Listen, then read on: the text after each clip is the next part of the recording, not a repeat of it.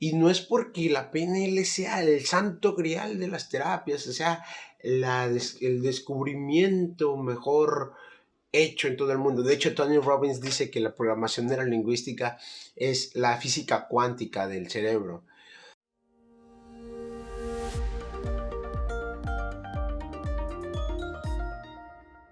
¿Qué tal? Bienvenidos nuevamente a su podcast, que saben que lo hago con mucho amor y con mucho cariño. Ay, qué bonito, qué bonito. Estamos empezando un año nuevo. Me acabo de cortar el pelo. Si dices el podcast de la semana pasada tenía el pelo largo, me lo acabo de cortar, me siento aliviado. Pero bueno, vamos a iniciar con el tema del día de hoy, que el tema del día de hoy es un tema, vaya, un poquito controversial por el tema de que mucha gente no le queda claro qué es exactamente esto. De todas maneras, yo tengo un curso en Udemy que tiene un poquito más de 1500 alumnos, que es Introducción a la PNL, a la Programación Neurolingüística, pero aquí, hoy, voy a hacer un podcast dedicado a esto que es mi fuerte, que es mi herramienta base. Voy a tratar de responder varias preguntas, varias dudas que he estado investigando que son como muy comunes. Y bueno, sin más que decir, si no sabes qué es la programación neurolingüística, aquí lo vamos a ver. Bien, vamos a empezar con las iniciales, que es como regularmente todos empiezan explicando la PNL, que las iniciales prácticamente es PNL o programación neurolingüística. En inglés es NLP o NLP, Neuro Linguistic Programmation. Pero bueno, lo digo porque también hay una banda por ahí, creo que francesa o brasileña, no sé dónde sea, que se llama PNL, pero es una banda de música, no tiene nada que ver. La PNL es una rama, es un conjunto de teorías, es una metadisciplina, así lo ponen algunos autores como una metadisciplina, y no es nada más que un conjunto de subconjuntos. O sea, la PNL es una herramienta que fue hecha de varias herramientas. Por eso es un conjunto, la PNL, de subconjuntos de sus herramientas. Pero vámonos por partes. Como dije al principio, PNL, programación neurolingüística. La P de programación, esto se debe a que cuando estaban empezando a crear esta herramienta, ya por los años de 1974 más o menos en California, Richard Bandler, de los creadores, uno de los dos creadores de la PNL, uno de los co-creadores, como le llaman en muchas partes, era programador de computadoras, estaba estudiando programación. Entonces ellos metafóricamente pusieron programación a esta herramienta de la manera a que todos somos programables como una computadora, como un software. Todos nuestros seres queridos, o nuestros papás, nuestros hermanos, nuestros abuelos, nuestros tíos, nuestros maestros, toda la gente nos programa cuando somos pequeños para que cuando seamos una persona adulta, iba a decir un producto terminado, pero cuando seamos una persona adulta, somos una serie de conjuntos, de esos conjuntos, de esas programaciones. Entonces, por eso es la P de programación. N de neuro, bueno, se asocia a que es que en nuestras neuronas se hacen cambios cuando una neurona hace una sinapsis con otra neurona y transmite neurotransmisores. Bueno, ellos de alguna manera decidieron ponerle neuro porque se modifican esas conexiones neuronales, se modifican esas sinapsis o esas carreteras de información o surcos neuronales, como les llaman, ¿no? Entonces, si te das cuenta, tenemos programaciones en las neuronas, y lingüística se refiere a que nosotros hablamos y nos comunicamos de acuerdo a lo que tenemos programado en nuestras neuronas.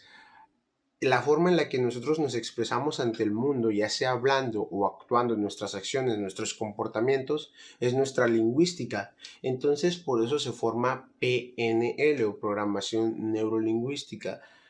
Vamos a expresarnos en el mundo con lo que tenemos programados en nuestras neuronas. Y vaya, es una forma de decir programados, de alguna manera, para decir que tenemos información sociocultural de toda nuestra vida, ¿ok? porque no va a pensar de la misma manera una persona que nació en el occidente que en el oriente, ¿no? O una persona que nació en China, o una persona que nació en México. No va a ser lo mismo, no tienen las mismas ideologías, entonces están programados con diferentes culturas, están programados o estamos programados con diferentes formas de ver las cosas, de diferentes culturas, comidas, leyendas, valores. Si te das cuenta o si conoces o si sabes un poquito o has visto en internet, los japoneses son unas personas muy reservadas, son muy puntuales, incluso ellos tienen su transporte público muy puntual, llega a cierta hora y espera unos cuantos segundos y se va. Y vaya, son demasiado puntuales. Caso contrario que aquí en México o en Latinoamérica no sucede. Somos muy impuntuales, ¿no? Entonces, por eso se llama programación neurolingüística, porque tenemos que ir viendo cómo nos van programando o vamos viendo cómo nos programan a lo largo de nuestra vida para actuar ante una sociedad. ¿Ok? Espero te haya quedado claro esta parte porque es como la base de todo. Y me voy a empezar a ir con la teoría del iceberg. La teoría del iceberg es una teoría que es muy famosa también en la PNL. Las personas que están empezando en la PNL se las enseñan para distinguir entre el consciente y el inconsciente. Vaya, la PNL lo divide como consciente e inconsciente. La semana pasada veíamos que la hipnosis lo divide como el consciente, el subconsciente y el inconsciente y el factor crítico. Freud lo separaba como me parece, como consciente, supraconsciente e inconsciente. Hay muchas formas de dividirlo, la PNL no se complica la vida, la PNL dice, ¿sabes qué? El 5%, por eso se llama la teoría del iceberg, porque imaginémonos que hay un iceberg, aquí voy a poner un iceberg, y la puntita que vemos del iceberg todos sabemos que es la parte que todos podemos ver arriba del agua, que ese es el 5%. El 5% es nuestro consciente. Con el consciente nosotros tomamos decisiones, entre comillas, nos casamos, decidimos si vamos a ir acá o allá, estudiamos lo que queremos estudiar, trabajamos donde queremos trabajar, estamos con las personas con las que queremos estar. Pero ese es solamente el 5% de nuestra cabeza o de nuestra mente. Vamos a dejarlo como nuestra mente, de nuestro cerebro. Y nos dice que el 95% es el inconsciente. ¿Y el inconsciente de qué se encarga? De todo. El inconsciente se encarga de respirar, el inconsciente se encarga de parpadear, el inconsciente se encarga de salivar, de producir sangre, de bombear sangre, de producir anticuerpos, de producir, vaya, todo, neurotransmisores, células. El inconsciente se encarga de todo eso y tú no lo haces conscientemente. Si yo te digo ahorita, haz que tu corazón lata más lento, pues a lo mejor respirando lo vamos haciendo, pero como una orden directa no lo podemos hacer. O que lo pares, obviamente nos moriríamos. Entonces el inconsciente empieza a trabajar esta parte, a respirar inconscientemente. Si yo te pregunto de manera facilísima, ¿cuántas veces has parpadeado en el último minuto? ¿O cuántas veces has respirado en el último minuto? No me vas a saber responder. A lo mejor por estadística me respondes, pero exactamente no me vas a saber responder porque son cosas inconscientes que hacemos. Y en el inconsciente también guardamos eh, recuerdos y sentimientos que hemos vivido y que hemos pasado a lo largo de nuestra vida. Ahí es como nuestros archiveros donde está toda la información de toda nuestra vida y que la mente, muy inteligentemente, la mente humana bloquea algunos recuerdos que no quieres que vuelvas a vivir porque a recordar es volver a vivir. Entonces, si yo abro un evento que me fue muy perjudicial o muy fuerte en mi vida, voy a volver a tener ese sentimiento, ¿no? Y si no lo he trabajado, voy a volver a llorar, o voy a volver a acordarme, voy a volver a deprimirme. Es complicado, te estoy tratando de resumírtelo así, dándotelo así compacto. Como te digo, tengo un curso en Udemy, aquí te voy a poner el link aquí abajo para que lo vayas, es gratuito, o sea, puedes entrar a Udemy, simplemente te registras, entras, lo ves y vaya, Es un curso que dura menos de 40 minutos. Yo. Y bien, como te decía, la PNL es una teoría de conjuntos. O sea, la PNL es el conjunto de subconjuntos. La PNL agarró la terapia gestal de Fritz Perls, la terapia familiar de Virginia Satir y lo más influenciante que tuvo la PNL fue la hipnosis del señor maestro Milton Erickson.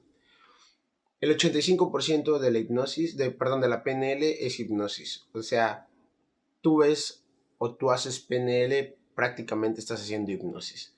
Obviamente que la hipnosis, dedicarte a la hipnosis aparte es otro tema muy profundo, o aprender diferentes cosas. La PNL nada más te enseña hipnosis por encimita y un poquito por abajito, o sea, van como indagando, pero vaya, nada que ver. Lo que podemos rescatar de esto es que, por ejemplo, de First Pairs, tomaron como tal la percepción de la vida, de la terapia gestal, la percepción de la vida en el aspecto de que los mapas mentales, que lo tomaron de otra persona también, se me olvidan los nombres, ustedes saben que soy pésimo para recordar los nombres, aquí abajo se los voy a dejar, pero prácticamente es eso, ¿no?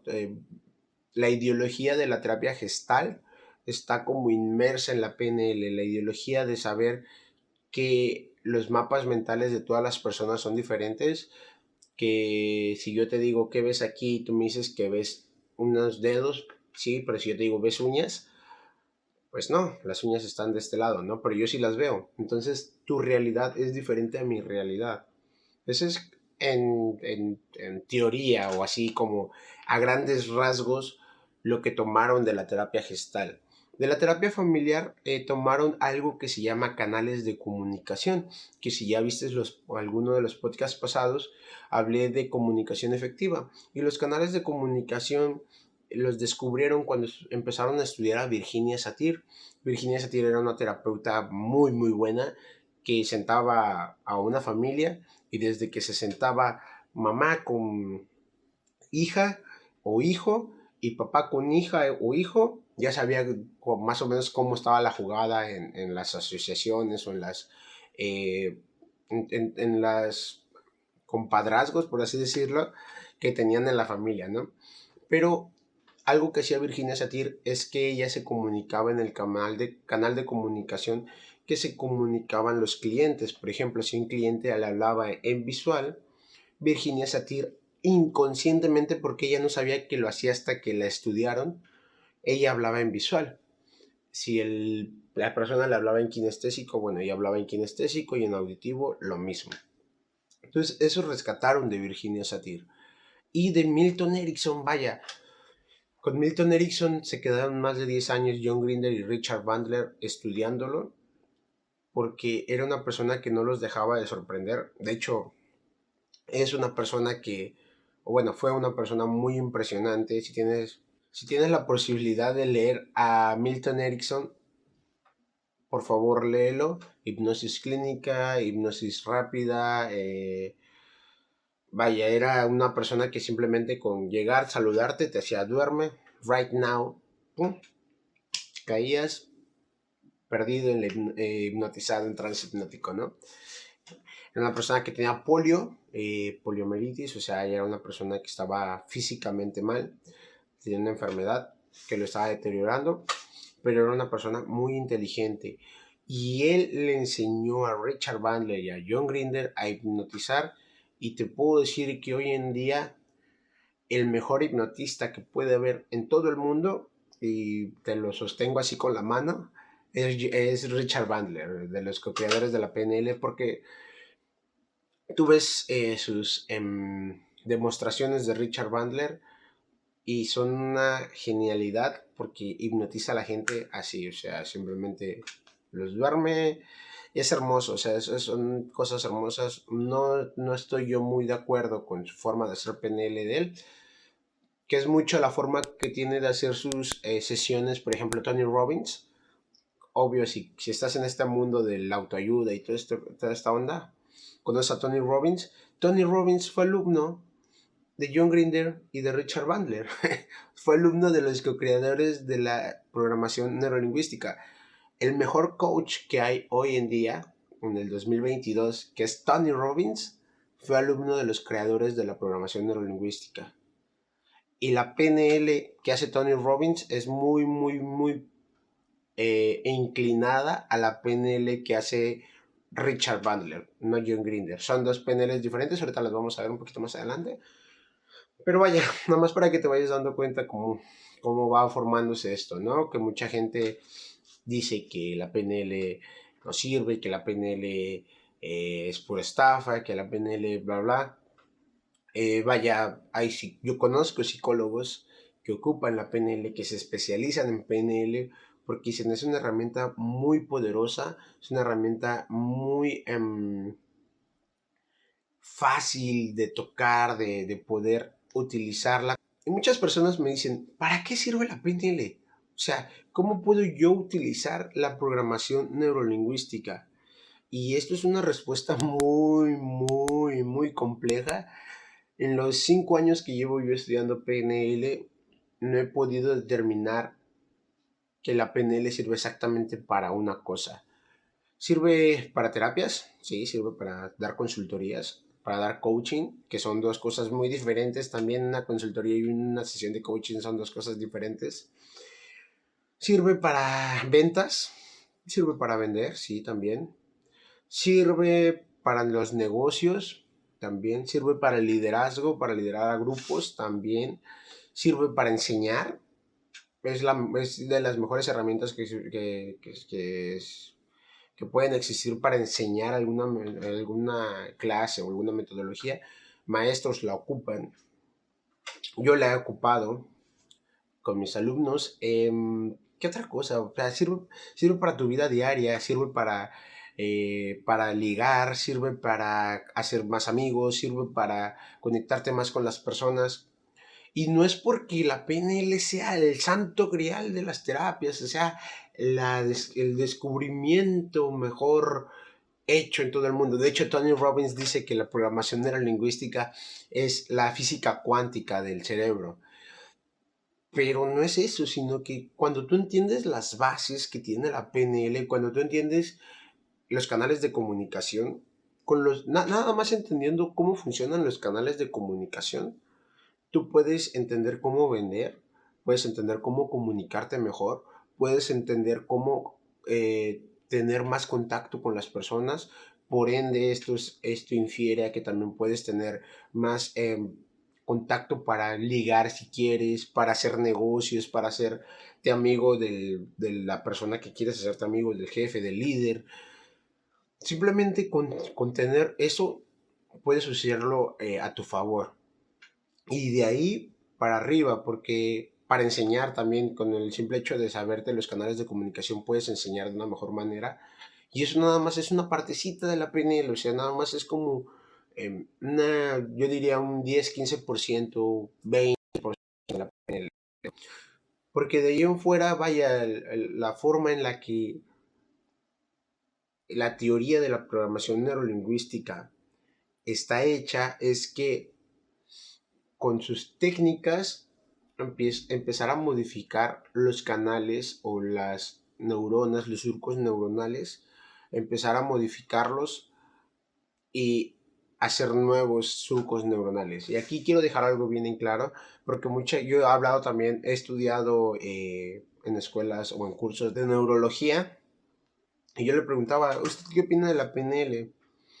Y ellos me decían, ¿sabes qué? Es que la PNL a mí no me gusta, la persona a la que les pregunté, mi maestro, porque no tiene bases que lo demuestren. Y desafortunadamente o afortunadamente es cierto, o sea, no hay como estudios que demuestren eh, que se hacen esos cambios. Sin embargo, si nos vamos a los resultados de las personas que toman sesiones con PNL o que toman un curso de PNL o que toman una clase de PNL, se nota el cambio y se pueden ver los resultados. Las mismas personas dicen, ¿sabes qué? Yo en una sesión me sentí así.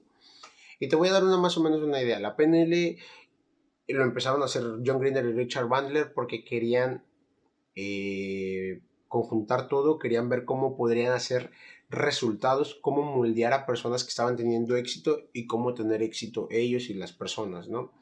Entonces empezaban a moldear a terapeutas, a deportistas, en este caso a John Green de Richard Bandler, empezaban a moldear, por ejemplo, cuando empezó a avanzar más, a este de Michael Jordan. O sea, empezaban a ver cómo ellos pensaban para poder pensar así y poder replicarlo en su vida y tener los mismos resultados que estaban teniendo estas personas.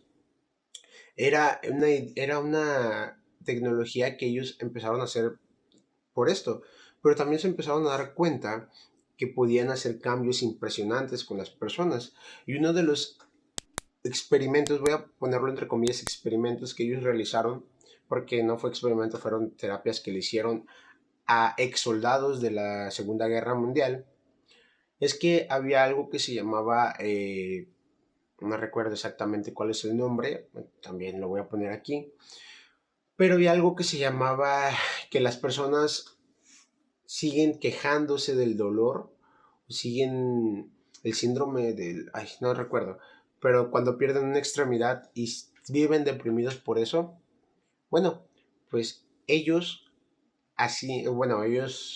hablaban con las personas, con los ex soldados, y los ex soldados les decían, ¿sabes qué? Es que yo siento que todavía me duele mi pierna, o que todavía siento mi brazo que me está doliendo, a pesar de que ya no lo tenían, a pesar de que ya lo habían operado y que pues esa parte ya no la podían sentir porque ya no la tenían.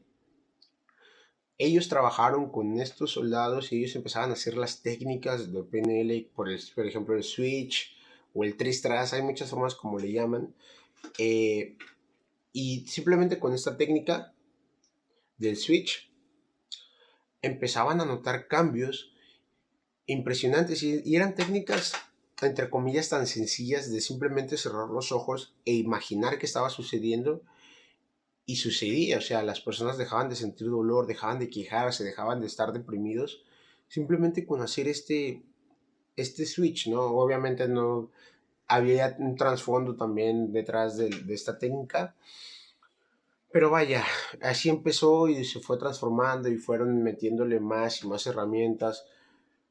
Nada más para que te des una idea, empezó en 1974, estamos en el 2022.